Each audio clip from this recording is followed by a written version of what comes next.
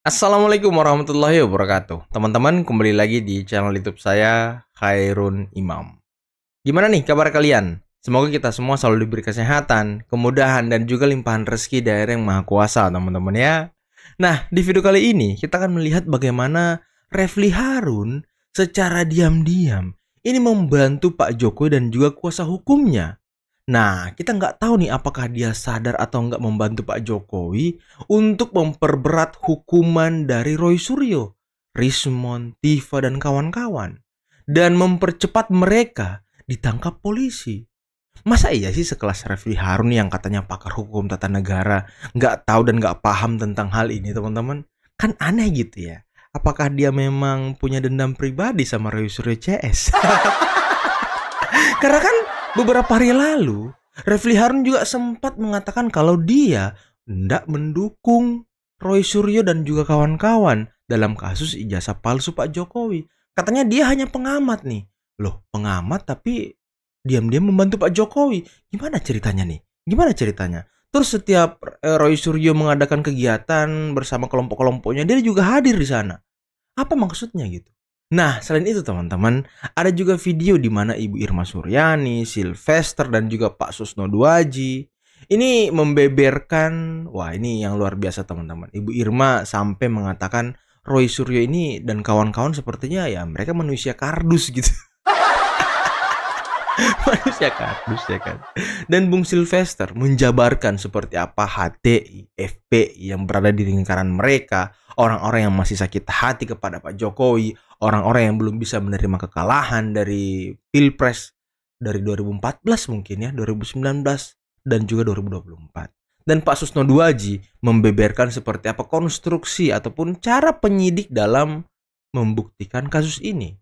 Dan semoga segera tuntas teman-teman, agar ya mereka ini tidak bikin gaduh lagi, tidak bikin ribut lagi bangsa kita. Nah, terakhir ada info nih dari Roy Suryo, katanya dia disantet teman-teman. Ini beneran disantet atau hanya ingin melontarkan atau menyebarkan fitnah baru? Karena dia mengatakan bahwa santetnya ini katanya dari Solo. Waduh. Maksudnya apa gitu? Oke teman-teman, sebelum kita mulai videonya jangan lupa like, subscribe, dan share. Dan tanpa perlu berlama-lama lagi, mari kita mulai videonya berikut ini. Pada bulan Desember, 31 Desember 2024, sentimen negatif itu baru 40,2%. 40,2% sentimen negatifnya. Kemudian, pada tanggal 31 Januari 2025, akhir bulan ya, setiap bulan, itu sentimen negatifnya melonjak menjadi 81,9%. Kemudian, pada tanggal 28 Februari 2025, akhir bulan Februari, sentimen negatifnya turun menjadi 76,2%. Kemudian, pada 31 Maret 2025, sentimen negatif berkembang lagi, naik lagi menjadi 80,5%. Ini terima kasih juga kepada Adinda Refly ya, dia sudah mengadakan Survei. Dan itu malam ini bisa dipakai sebagai alat bukti loh. Oh ya? Hasil survei dia. Oke. Alat bukti apa? Bahwa betul misalnya hasil survei dari Pak Refly, nama Pak Jokowi tercemar. Jatuh kan. Mungkin dulu tuh korpenya begini dulu setelah jadi presiden kan. Tahu-tahu begitu dilaporkan ijazah palsu, naik begitu tercemar. Nah itu saya yakin surveinya benar itu. Bisa diambil oleh ini. Tapi nggak tahu dikasihkan apa enggak. Siapa ada perundingan lah itu. Waduh. Alangkah bagus kalau kita belajar hukum, kita mematuhi hukum ya. Artinya mematuhi hukum, kita pedoman kita hukum. Standar kita harus hukum. Terlepas daripada hukum itu buatan manusia, ada kelemahan, tapi itulah yang kita sepakati. Sepanjang kita memakai maunya kita, ibarat pertandingan, kan ada aturannya, ada wasitnya.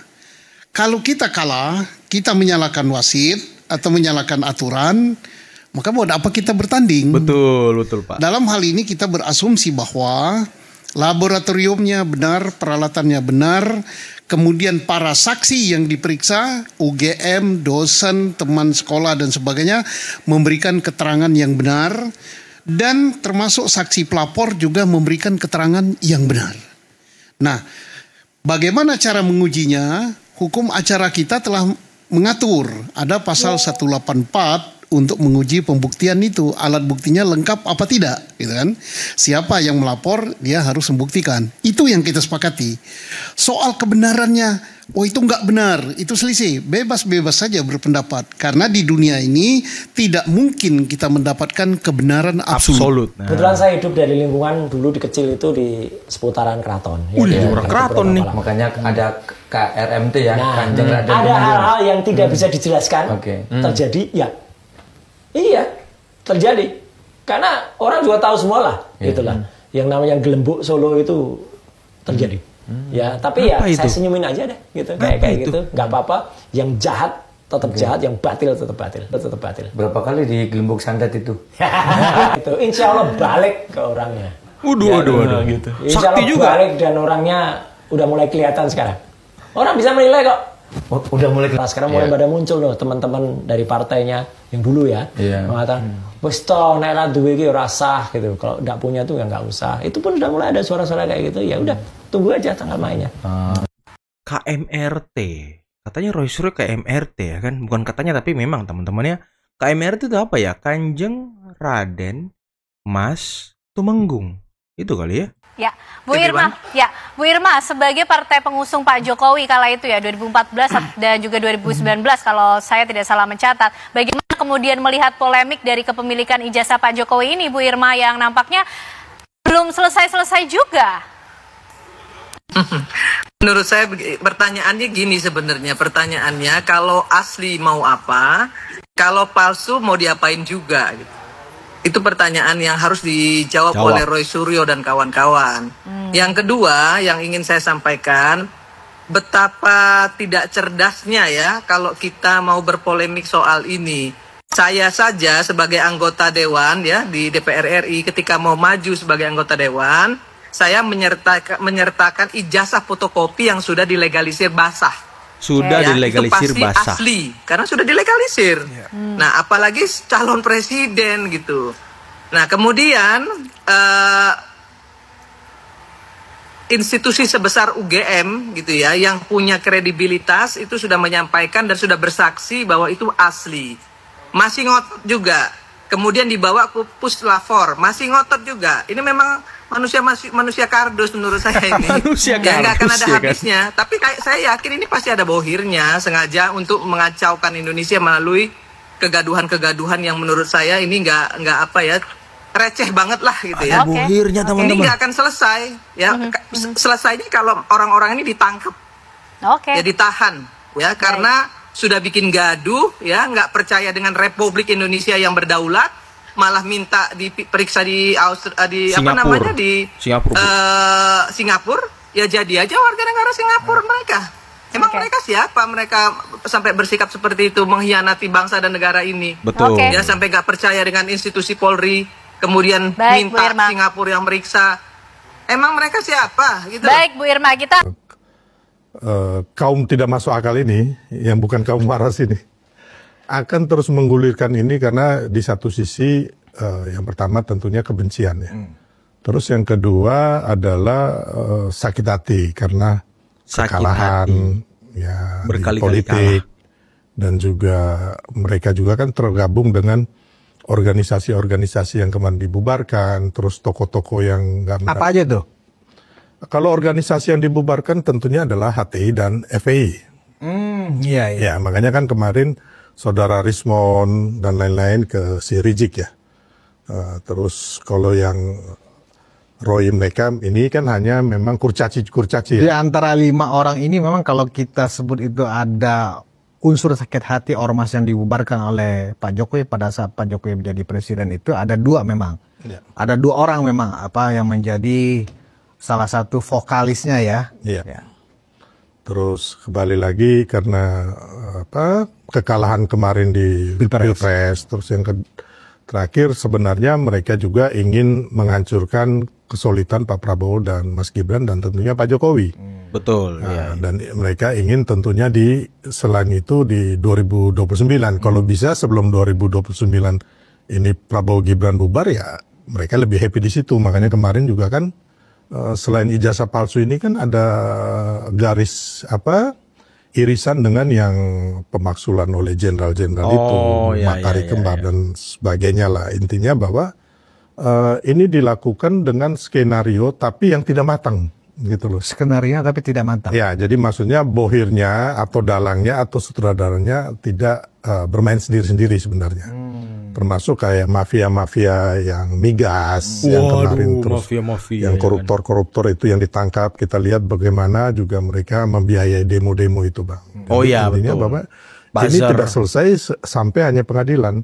Setelah itu sampai 2029, kalau Pak Prabowo dan Pak Mas Gibran ini masih cukup solid dan Pak Jokowi, mereka akan terus. Sampai akhir usia mereka akan tetap gini, Bang. Gitu. Semoga. Jadi bagi mereka ini proyek ya? Ya, selain proyek, mereka juga beranggapan bahwa mereka yang paling benar, atau istilahnya ya orang yang punya kafling surga juga lah sebenarnya. Kafling surga ya guys. Bahwa menurut penyelidikan, apa yang dilakukan oleh Barreskrim itu sudah tepat dan sudah benar. Penyelidikan itu tertutup sifatnya, tetapi demi pelayanan masyarakat dia lakukan terbuka. Karena mereka tahu bahwa ini akan ramai gitu kan. Nah, hasil penyelidikan yang dilakukan oleh Barreskrim jelas-jelas bahwa ijazah itu identik sama dengan yang lain. Identik, kemudian yang paling berhak menyatakan bahwa ijazah itu adalah asli adalah UGM yang reputasinya sudah internasional. Tidak mungkin dia mempertaruhkan itu. Cuma masalahnya Pak, mereka nggak percaya UGM loh. Instansi atau lembaga yang seharusnya memang punya legalitas untuk menyatakan itu asli atau palsu. Tapi UGM sudah berkali-kali menjelaskan, UGM sudah mungkin berbusa-busa juga UGM mengatakan kepada mereka kalau ini asli. Tapi ya mereka nggak percaya, dibawa ke polisi ya nggak percaya polisi. Bener kata Bu Irma, manusia kardus ya kan. Kemudian sudah 39 saksi yang diperiksa mengatakan ijazah itu betul asli dan betul diproduk oleh UGM. Saksi dari UGM, kemudian saksi teman kuliah, saksi bagian administrasi, kemudian juga di dalam bukti induk terdaftar ada, di dalam bukti bayar ada, di dalam nilai ujian ada, foto-foto waktu kuliah, foto-foto kegiatan kemahasiswaan ada, termasuk foto dalam rangka kegiatan yang lain itu ada, dan juga di dalam koran harian Kedaulatan Rakyat tahun 1980 saat Pak Jokowi ujian penerimaan mahasiswa baru, betul ada namanya, tertera pada nomor 14, dia lulus sebagai mahasiswa Fakultas Kehutanan. Jadi mau apa lagi? Semuanya sudah sesuai prosedur ya Pak Susno ya? Sudah. Jadi kalau dari segi hukum, dari segi kepolisian sudah selesai dan tidak bisa maju ke penyidikan karena tidak bisa maju ke pengadilan untuk laporannya di Baskrim. Satu lagi Mbak, yang paling penting. Sampai dengan ini dia minta supaya dilakukan terbuka gelar perkara. Si pelapor tidak pernah hadir. Tidak pernah hadir diperiksa dengan alasan sakit. Semestinya begitu tidak hadir, yaitu Pak Igi ya kalau saya pelapornya, maka itu nggak bisa diproses. Melapor nggak hadir saja kagak. Jadi mestinya pelapor yang harus membuktikan. Nah jadi karena ya, saya ngerti teman-teman. Pantas saja kuasa hukum Pak Jokowi itu mengatakan kalau orang-orang ini Roy Suryo CS ataupun TPUA ini itu mempermainkan hukum loh. Wah ternyata Barreskrim sudah sangat bijak gitu, sudah sangat baik. Walaupun mereka ini si pelapor nggak datang, ya Barreskrim tetap memproses. Ya kalau mereka nggak datang, ini nggak bisa dilanjutkan nih harusnya nih. Wah luar biasa Barreskrim ya. Tapi masih dilayani dengan baik walaupun nggak hadir. Nah kalau masih tidak puas juga, silakan gugat UGM. Artinya dalam gugat UGM ini, gugatannya adalah sebagai lembaga negara, berhakkah atau sahkah UGM mengeluarkan ijazah itu kalau mau mainnya panjang ya. Mainnya panjang ya kan. Perlu juga kita tegaskan di sini bahwa yang dilaporkan Bapak Joko Widodo itu adalah terkait dugaan tindak pidana. Ya, dugaan tindak pidana yang dialami oleh Bapak Joko Widodo sendiri, bukan orang lain. Nah, kalaupun orang-orang tersebut kepada Komnas HAM, itu perlu kita tegaskan, perlu kita kasih knowledge ataupun edukasi.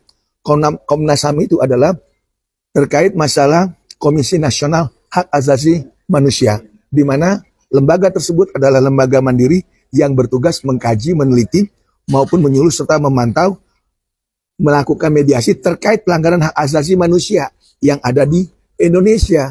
Nah, jadi kalau terkait orang-orang tersebut datang ke Komnas HAM, hak asasi apa yang dilanggar oleh Pak orang Jokowi yang memang diharapkan atau dikhawatirkan, sehingga orang-orang yang datang ke Komnas HAM itu patut meminta perlindungan Komnas HAM. Apa yang dilanggar kepada mereka Sementara cuitan itu kan dari pihak mereka. Betul, Pak. Ini agak lain ini ya. Jadi dari awal saya lihat pantau gerakan-gerakan orang-orang ini agak lain. Karena yang dilaporkan Bapak Joko Widodo itu adalah terkait dirinya, ya, yang merasa dirugikan sehingga melaporkan dugaan tindak pidana di Polda Metro. Nah, kenapa orang-orang itu harus ke Komnas HAM itu loh? Jadi Komnas HAM itu adalah lembaga yang mandiri terkait pelanggaran hak asasi manusia. Nah, kalau memang orang itu melapor, hak asasi dia yang mana yang dilanggar? Nah, makanya teman-teman kan, mereka yang menuduh Pak Jokowi, mereka yang ngata-ngatain Pak Jokowi di X, seperti si Tiva dan kawan-kawan, mereka kan ini suka ngata-ngatain Pak Jokowi di X nih. Dia yang menuduh, dia yang tiba-tiba ketika Pak Jokowi melapor ke polisi, kok Pak Jokowi yang dituduh melanggar HAM? Ini abang, yang agak lain Pak, bener kata Bapak tadi, agak lain. Mereka bilang dikriminalisasi Jokowi katanya Bang. Nah ini jadi berbeda lagi. Kriminalisasi itu ada di dalam pidana, bukan ada di dalam Komnas HAM. Nah, kalau kriminalisasi kan dia sudah dilaporkan di Polda Metro. Silakan. Dikriminalisasinya dibuktikan saja. Kenapa dia komentar cuit-cuit sana sini gitu loh. Jadi hal yang agak lain kalau orang itu. Berarti salah tempat atau gimana Bang? Bukan salah tempat, agak lain. Agak lain. Karena udah berkaitan dengan kepentingan umum dan kebijakan publik, sebenarnya udah nggak bisa lagi yang seperti ini. Waduh. Pak Prabowo harus mengeluarkan instruksi kepada Mabes Polri untuk segera menangkap Rismon CS. Karena ini gaduh. Cuman beda judul doang. Bila perlu gue pembasmi, ya kan? Perkumpulan Badan Advokat Solidaritas Pendidikan Indonesia siap diundang oleh Mabes Polri untuk mengkaji masalah ini. Gue ikut mendorong agar mereka ditangkap. Kalau Rosuryo di penjara sama si Rismon sama si Dr. Tiva, gue potong kebo, nggak percaya lo. Potong kebo? Waduh, kurban nih Mas Firdaus nih. Potong kebo loh. Wah ini serius Mas Firdaus nih. Nggak main-main teman-teman. Mau syukuran potong kebo kalau Rismon CS ditangkap. Wah nanti kita ke rumah Firdaus ya, makan-makan kebo ya. Pas di penjara gue langsung potong kebo. Pasti di penjara. Insya Allah malah gue doain. Penjara dia. Doain ya kan. Gak percaya lah. Nggak tahu pasalnya apa. Kita tunggu aja. Yang jelas gue bilang itu pasti di penjara. Kan analisa hukum gue nggak mungkin meleset. Harus di penjara bos. Ini penyakit bos. Menghambat. Ini kan Pak Prabowo tinggal sisa 4 tahun lagi menjabat. Kalau orang ini dipiara di luar bos, nggak di penjara. Tetap aja judulnya beda lagi besok. Si Rismon CS sama si Roy Suryo ini judulnya beda lagi dia. Dia berani bayar berapa? Taruhan sama gue. Rismon punya apa? Gue kasih tanah gunung mau dia. Tanah gunung. Dia duit berapa? Hah? Gue nggak punya duit. Tapi gue gunung ada. Gimana? Taruhan sama gue, si Rismon. Pasti di penjara. Ayo, motor berapa sama gue? Kalau Mabes Polri itu udah berbicara, hah? Lantas kalau kita masih nggak percaya, berarti kita ini kan kufur, Pak. Kufur ya kan? Kan negara punya legalitas, bos. Gitu loh. Kalau menurut gue proses aja lah, penjarain lah. Gue sayang, ntar takut sapi gue kagak pakai. Sapi gue kan gue lagi nabung duit nih, 1.000 sehari. Kan sampai nyampe harga sapi kan gitu. Makanya target gue sebelum lebaran kurban udah di penjara gitu. Kalau saya mengamati apa yang dikatakan Pak Susno, ngapain kita buang energi untuk mempersoalkan persoalan tentang ijazah Pak Jokowi? Betul Pak Jenderal. Orang udah berapa pemerintahan sudah dilewati, dari wali kota, gubernur 2 kali, wali kota, gubernur, presiden 2 kali, kok tiba-tiba ada ijazah palsu? Ini kan menjadi aneh yang diperbincangkan oleh masyarakat, mana hanya sebagian tertentu orang yang, ya mungkin kita bisa mencari tahu siapa yang membuat mereka gonjang-ganjing dan menggoreng-goreng semua apa yang menjadi bohirnya siapa bohirnya? Menjawab. Nggak usah mempolitisir situasi yang sudah seperti ini, akan mengganggu pemerintahan Prabowo nanti. Oke teman-teman, itulah tadi beberapa video yang bisa kita simak, yang bisa kita saksikan pada kesempatan kali ini. Dan ya saya kaget juga ya, ternyata survei yang dilakukan oleh Refli Harun itu bisa menjadi alat bukti bagi tim dari Pak Jokowi bahwa memang benar nama Pak Jokowi tercemarkan karena kasus ijazah palsu ini. Waduh. Dan sepertinya apakah memang Refli Harun ini sengaja membantu Pak Jokowi atau secara diam-diam, atau dia nggak tahu gitu kalau dia sedang membantu Pak Jokowi. Wah, ini yang harus kita telusuri teman-teman. Apakah Refli Harun selama ini gabung ke grup mereka hanya untuk memberikan informasi kepada tim Pak Jokowi? Waduh. Ini banyak analisis yang terjadi akhirnya teman-teman ya. Tapi ya ini sangat luar biasa. Semoga analisis dari Refli Harun, survei-survei Refli Harun itu bisa memberatkan dan segera memasukkan orang-orang ini ke dalam penjara teman-teman. Dan tadi Ibu Irma sudah kita dengarkan secara tegas beliau mengatakan manusia-manusia kardus, pengkhianat bangsa dan lain sebagainya. Dan sepertinya Ibu Irma juga sudah kesel gitu ya kan. Tambah Bung Sylvester juga tadi sudah menjelaskan ya bohirnya dan segala macam. Orang-orang sakit hati, orang-orang yang belum move on, orang-orang yang masih menyimpan dendam dengan Pak Jokowi, orang-orang yang mungkin masih membidik Pak Jokowi dan juga Pak Prabowo hingga Pilpres 2024 nanti. Mereka selalu berusaha untuk memisahkan keduanya. Karena ya keduanya ini sangat solid dan kuat teman-teman. Nggak ada yang bisa menggoyang keduanya ini loh, Pak Jokowi dan Pak Prabowo. Kuat banget. Dan ini ya modal besar juga nih buat Pak Prabowo dan Mas Gibran untuk 2 periode. Dan semoga 2 periode Mas Gibran dan juga Pak Prabowo teman-teman ya menciptakan sejarah baru. Presiden dan wakil maju lagi bersama-sama di Pilpres selanjutnya. Wah, ini yang kita harapkan tentunya. Dan tadi ya pakar hukum mengatakan ya mereka ke Komnas HAM itu ya apa ya salah alamat atau apa tadi katanya. Karena yang dituduh melanggar HAM kan Pak Jokowi nih ketika mereka ke Komnas HAM. Mereka menganggap Pak Jokowi melanggar HAM. Pak Jokowi kenapa melaporkan mereka padahal mereka katanya melakukan tugas akademisi. Padahal ya mereka akademisi dari mana teman-teman? Mereka akademisi dari mana ya? Ahli dari mana ya? Saya juga bingung. Mereka ini pakar dari mana gitu? Siapa yang mengatakan mereka pakar? Perasaan nggak ada deh. Saya nggak pernah mengatakan dan mengakui mereka pakar gitu. Bahkan ya jenjang pendidikan mereka pun sekarang kan diragukan orang ya kan. Ya, makanya kita udahlah lihat aja bagaimana nanti. Semoga segera selesai. Sudah banyak yang muak, sudah banyak yang chat saya kalau mereka muak, mereka stres, mereka enak lihat Roy Suryo Rismon dan kawan-kawan Tifa. Dan semoga doa kita semua mereka cepat masuk penjara. Oke, akhir kata billahi taufiq wal hidayah. Wassalamualaikum warahmatullahi wabarakatuh. Bye bye.